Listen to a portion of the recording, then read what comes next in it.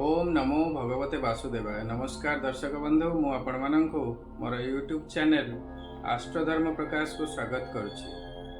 दर्शक बंधु, आज आम ज्योतिष शास्त्र रे एक अशुभ जोग जहाँकि काला सर्प जोग नाम नामित ता विषय आलोचना करिया को जाउछे। पौराणिक मत अनुसार आम जानिछु राहु एवं केतु गोटे राक्षसर मुंड एवं शरीर। प्रचलित ज्योतिष शास्त्र रे राहु हेउछि सापर मुंड एवं केतु हेउछि सापर लांज। फलित ज्योतिष शास्त्र उपरे अनुसंधान करुथिबा पंडित माने बा मुनि ऋषि माने जेतेबेले देखिले कोनोसी व्यक्तिर जातकरे सर्पर मुख एवं लांज अर्थात राहु एवं केतुंकर गोटे पार्श्वरे समस्त ग्रह अवस्थान करुछंती एवं अन्य पार्श्वटी पूरा खाली रहउछि, से व्यक्ति ता जीवन सारा बहुत कष्ट पाउछि। एही जोग को बा एही अवस्था को से माने नामकरण देले काल सर्प जोग। कुहा जाए यदि कौनसी व्यक्तिर जाया स्थान रे बा सप्तम स्थान रे राहुंक सहित शनि एवं रवि युक्त होई काल सर्प जोग सृष्टि हेउछि, तेबे से व्यक्ति जेते जगिले मध्य जेते प्रिकॉशन नेले मध्य सर्प दंशन करिबो। राहु एवं केतुंकर स्थिति अनुसार काल सर्पर नामकरण करा जायछि। से विषय आम आसंता वीडियो मानकरे जानिबा। तेबे आम जानिले जेउ जातकरे काल सर्प जोग अछि ताहा निश्चय एक शापग्रस्त जातक। तेबे कौनसी व्यक्तिर जातकरे जदि काल सर्प जोग थाए आम जानिबा केमति, तार लक्षण सब कौन। जदि कौनसी व्यक्तिर जातकरे काल सर्प जोग अछि से व्यक्ति सबुबले अशुभ स्वप्न देखि थाए। प्राय प्रत्येक दिन स्वप्न देखिबो, विशेष करी साप स्वप्न देखिबो। राति रे चमकी करी उठी पड़िबो, अकाल मृत्युर स्वप्न देखिबो। स्वप्न रे साप गोड़ौथिबा देखिबो बा हिंस्र जंतु माने गोड़ौथिबे। नई नाଳ समुद्र इत्यादि के डेई पड़ुथिबो बा नई समुद्र माड़ी आसुथिबो। भंगा कोठा, मला पहाड़ बा मला गछ बा मला साप बा साप गुड़े गुड़े हो जाउथिबो। एमती सब बहुत प्रकार दुस्वप्न देखिबो। एही सब दुस्वप्न थरे दी थर नुहे, बारंबार देखिबो बा गोटे पर्टिकुलर इंटरवाल रे देखिबो बा पूर्णिमा, अमावास्या, चंद्रग्रहण, सूर्यपराग इत्यादि दिन रे तो निश्चय देखिबो। एही सब होछि काल सर्प जोगर लक्षण बा इंडिकेशन। तेबे काल सर्प जोगर इंडिकेशन बा लक्षण विषय तो आम जानिले यार प्रभाव कौन। ये जदि कौन सी व्यक्तिर जातकरे काल सर्प जोग रहुछि तेबे ता उपरे कौन प्रभाव पड़िबो। जेमिति मु कहिली राहुंकर स्थिति अनुसार नामकरण करा जायछि, सेहीपरि राहुंकर स्थिति अनुसार काल सर्प जोगर प्रभाव मध्य भिन्न भिन्न अटे। मात्र आज आम एही वीडियो रे समस्त काल सर्प जोगर कॉमन प्रभाव विषय आलोचना करिबा।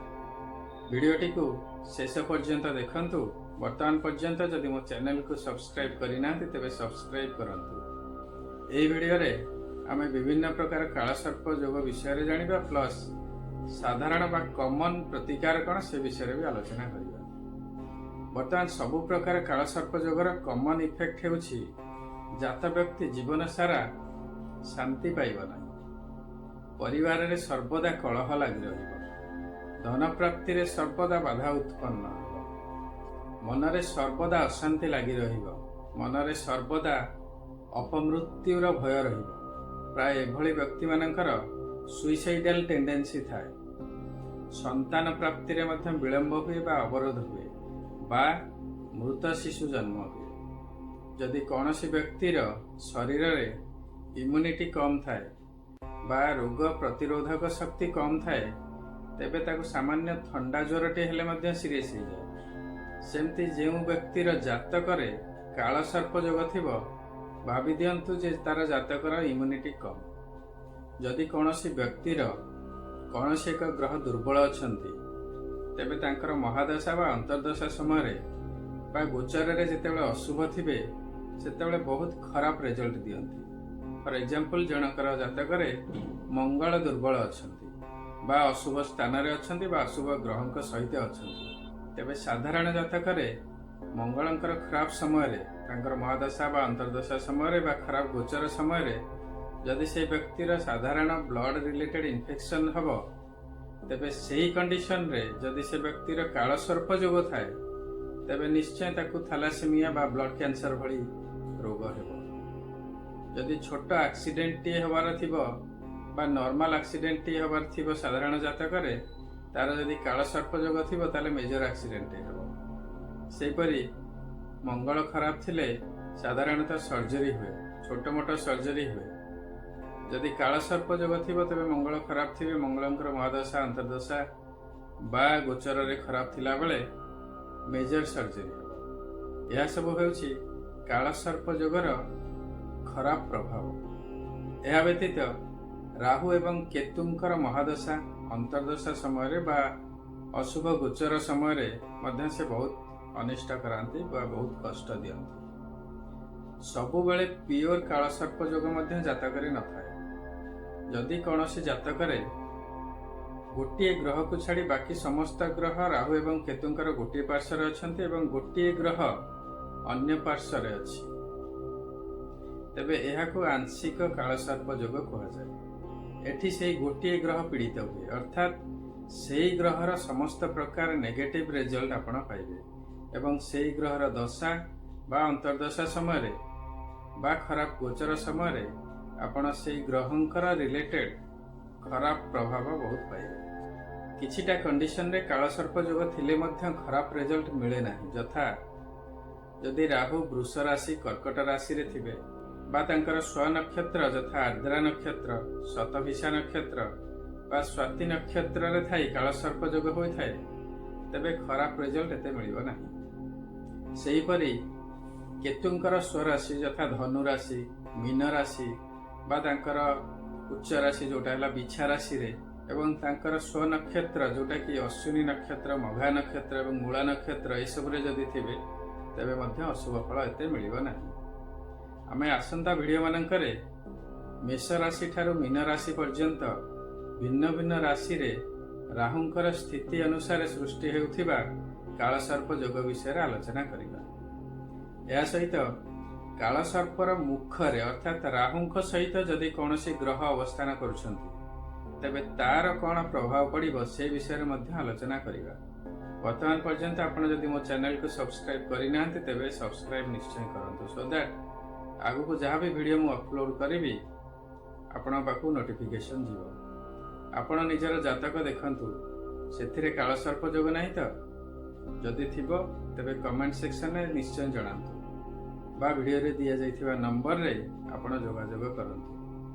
ଭିନ୍ନ ଭିନ୍ନ କାଳସର୍ପ ଯୋଗର ଭିନ୍ନ ଭିନ୍ନ ପ୍ରକାରର ପ୍ରତିକାର ଅଛି। ମାତ୍ର ବର୍ତ୍ତମାନ ଆମେ କିଛି କମନ ପ୍ରତିକାର ବିଷୟରେ ଏହି ଭିଡ଼ିଓରେ ଆଲୋଚନା କରିବା। କାଳସର୍ପ ଯୋଗ ଯଦି ଜଣଙ୍କର ଜାତକର ଥାଏ, ତେବେ ସେହି ବ୍ୟକ୍ତି ରାହୁ ଏବଂ କେତୁଙ୍କର ସର୍ବଦା ପ୍ରତିକାର କରିବା ଉଚିତ। ତା ବ୍ୟତୀତ ରବି ଏବଂ ଚନ୍ଦ୍ରଙ୍କୁ ଆପଣଙ୍କୁ ଷ୍ଟ୍ରଙ୍ଗ କରିବାକୁ ପଡ଼ିବ। ଯଥା ସୂର୍ଯ୍ୟଙ୍କୁ ପ୍ରତ୍ୟେକ ଦିନ ସ୍ନାନ କରି ଗାୟତ୍ରୀ ମନ୍ତ୍ରରେ ଜଳଦାନ କରିବେ।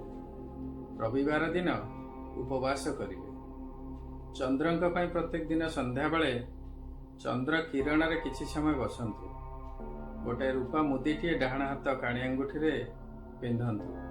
ସର୍ବଦା ଶିବଙ୍କର ପୂଜା ଅର୍ଚ୍ଚନା କରନ୍ତୁ। ପ୍ରତ୍ୟେକ ଦିନ ଓಂ ନମଃ ଶିବାୟ ଜପ କରନ୍ତୁ। ପ୍ରତ୍ୟେକ ଦିନ ଶିବଙ୍କର ମହାମୃତ୍ୟୁଞ୍ଜୟ ଜପ କରନ୍ତୁ ବା ହନୁମାନ ଚାଳିଶା ପାଠ କରନ୍ତୁ। ରେଗୁଲାରଲି ନିଜ ଗ୍ରାମ ଦେବତୀଙ୍କର ମାର୍ଜନା କରନ୍ତୁ। ଜୀବନରେ ଥରେ ନିକଟସ୍ଥ ଶିବ ମନ୍ଦିରରେ ରୁଦ୍ରାଭିଷେକ କରନ୍ତୁ ଏବଂ ଗୋଟିଏ ଯୋଡ଼ା ନାଗ ନାଗୁଣୀ ଶିବ ମନ୍ଦିରରେ ନିୟମ ଅନୁସାରେ ପୂଜା ଅର୍ଚ୍ଚନା କରି ଚଳନ୍ତି ନଦୀରେ ବିସର୍ଜନ କରନ୍ତୁ। ପ୍ରାୟ ପ୍ରତ୍ୟେକ ଶିବ ମନ୍ଦିରରେ କାଳସର୍ପ ରିଷ୍ଟ ଶାନ୍ତି ପୂଜା ହୁଏ। ଆପଣ ଆପଣଙ୍କ ନିକଟସ୍ଥ ଶିବ ମନ୍ଦିରର ପୂଜକ ବା ଭଲ ପଣ୍ଡିତଙ୍କର ତତ୍ତ୍ୱାବଧାନରେ ପୂଜା କରନ୍ତୁ, ଶୁଭ ହେବ। ଆଶା କରୁଛି ଏହି ଭିଡ଼ିଓଟି ଆପଣଙ୍କ ପାଇଁ ଇନଫର୍ମେଟିଭ୍ ହୋଇଥିବ। ଯଦି ଭଲ ଲାଗିଛି ତେବେ ଲାଇକ୍ ଏବଂ ସେୟାର କରନ୍ତୁ। ବର୍ତ୍ତମାନ ପର୍ଯ୍ୟନ୍ତ ଯଦି ମୋ ଚ୍ୟାନେଲକୁ ଆପଣ ସବସ୍କ୍ରାଇବ୍ କରିନାହାନ୍ତି, ତେବେ ସବସ୍କ୍ରାଇବ୍ ନିଶ୍ଚୟ କରନ୍ତୁ। ଆପଣଙ୍କର ମତାମତ କମେଣ୍ଟ ସେକ୍ସନରେ ନିଶ୍ଚୟ ଦେବେ। ସର୍ବେ ଭବନ୍ତୁ ସୁଖିନଃ, ସର୍ବେ ସନ୍ତୁ ନିରାମୟା, ସର୍ବେ ଭଦ୍ରାଣି ପଶ୍ୟନ୍ତୁ, ମା କଶ୍ଚିତ୍ ଦୁଃଖ ଭାଗ ଭବେତ୍। ଓମ୍ ନମଃ ଶିବାୟ। ନମସ୍କାର।